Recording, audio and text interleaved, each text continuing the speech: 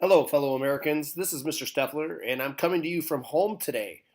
And we are going to go over the quiz that I gave you last Thursday. It is a combination of three quizzes, sections 1, 2, and 3, and they are going to have some sample questions from the test. So we're going to get going, and we're going to look up these answers. Let's get rid of this here, and this is our first questions here. The secrets of the British textile mill or industry made it possible to build the first successful water-powered textile mill in America. 2. Workers and machines came together under one roof, usually near a water source, to power the machines. 3. The steamboat improved the transportation by carrying people and goods faster, even against the current or strong wind. 4. The telegraph allowed a person to communicate almost instantly with other people in distant places. 5. Machines replaced hand tools, and large-scale manufacturing replaced farming as the main source of work. And 6. Young girls lived in a company-owned boarding house and worked in factories for 12 hours a day. So, okay, we're going to look these things up. The factory system, Robert Fulton, the Industrial Revolution, Lowell, Samuel F. Morse, and Samuel Slater. So let's go into our book here and let's look this up. Section 1. We start here with Samuel Slater's story.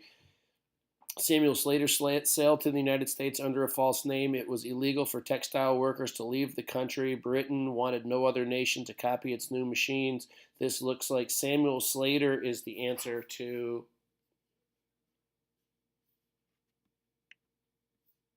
number 1, the person who stole the British textile plants.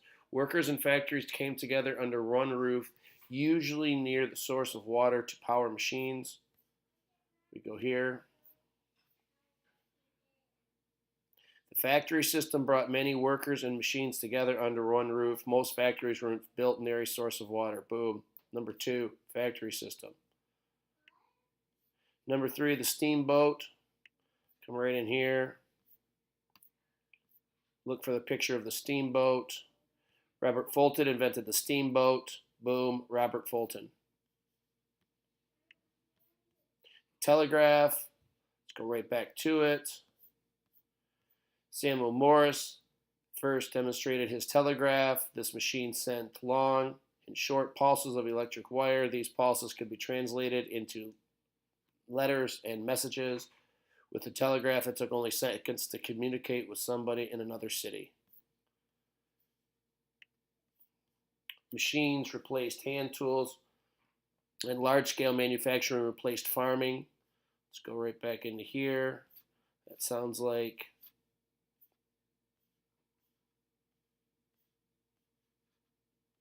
during the Industrial Revolution, machines replaced hand tools, and large-scale manufacturing replaced farming as the main form of work. Last one. Young girls lived in company-owned boarding houses. Right here. Oh, look, it says Lowell Mills hire women. Big red letters. Lowell. There's your answer. What advantages did production using interchangeable parts have over production done by hand? Answers right here.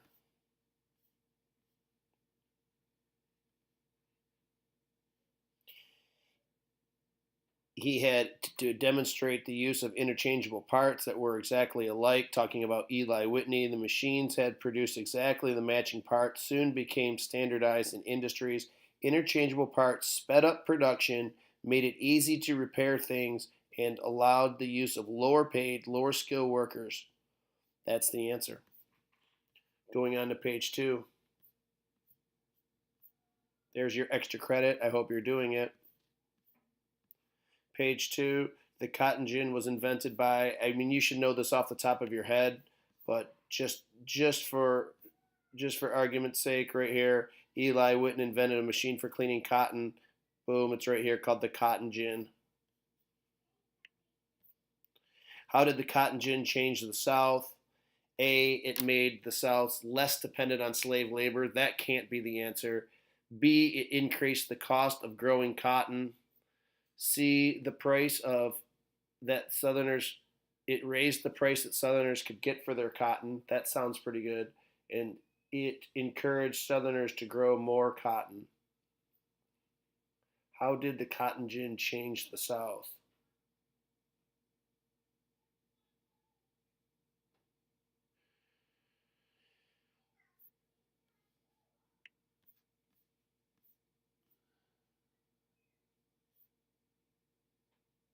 The cotton gin helped set the South on a different path of development from the North.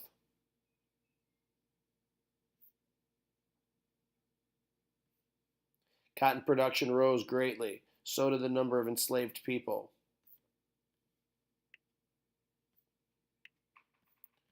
Your answer for number 2 is encouraged Southerners to grow more cotton. Number 3, the songs in which enslaved people of the South expressed their religious beliefs or passed coded messages were called. Very basic question, right from your reading.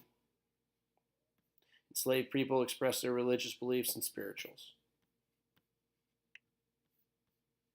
What was Nat Turner best known for? I'm sure you already know this.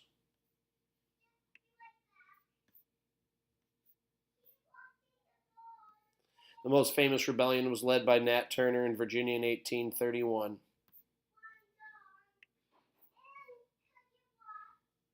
Leading an armed revolt of almost 70 slaves. Explain how the invention of the cotton gin affected native peoples of the South.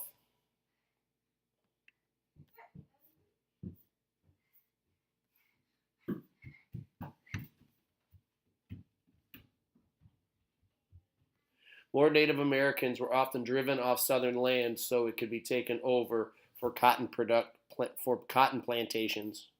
If you look right here, this was all land that was owned by the Creek, the Choctaw, and the Seminole Indians. This land right here. This land right here was owned by the Cherokee Indians, and you can see that it's getting gobbled up for cotton growing.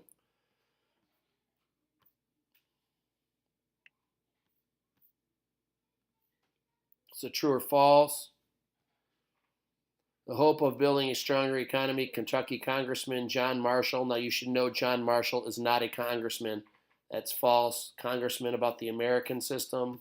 Let's go down to section 3. It's right here. Henry Clay was a strong nationalist, and he had Henry Clay promoted as the American system. Number 2. In 1823, a statement known as the Monroe Doctrine, the United States announced the Americas would be closed to further colonization. Right here. So easy to find these answers, you guys. Right here. Monroe said that the Americas were closed for further colonization. It's right here, Monroe Doctrine. So that one was true. The nation entered a point of political unity called the Era of Good Feelings after the election of James Madison for president. Let's go right back up here. The Era of Good Feelings right there, and he says right here, James Monroe won the presidency in 1816, so that'd be false, James Monroe. So easy, you guys. Find these answers if you've read the statement or read the chapter. The United States victory in the War of 1812 brought a spirit of nationalism that inspired Americans to work together. I think you should know off the top of your head that that is true. In the Rush-Bagot Agreement in 1820, Congress settled the argument over the issue of slavery. Let's look that up. Here's the Rush-Bagot Agreement, limited the naval forces on the Great Lakes. Okay, so then that is not true, because the Rush-Bagot Agreement limited the naval forces on the Great Lakes between the United States and Britain. So what we're going to do is we're going to look up what the answer is. So let's go back to the question. Okay, something that settled the issue of slavery, sectional tensions increase. Coming through here. Missouri wanted to join the Union as a slave state. Okay, the answer is the Missouri Compromise settled the slave state, free state controversy. That'd be false. Missouri Compromise.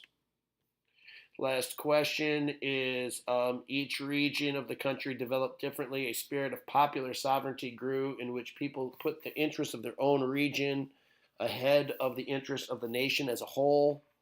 Let's go here. Sectionalism is the loyalty and the interest of your own region. There, the answer was false. That answer is sectionalism. Here, last question.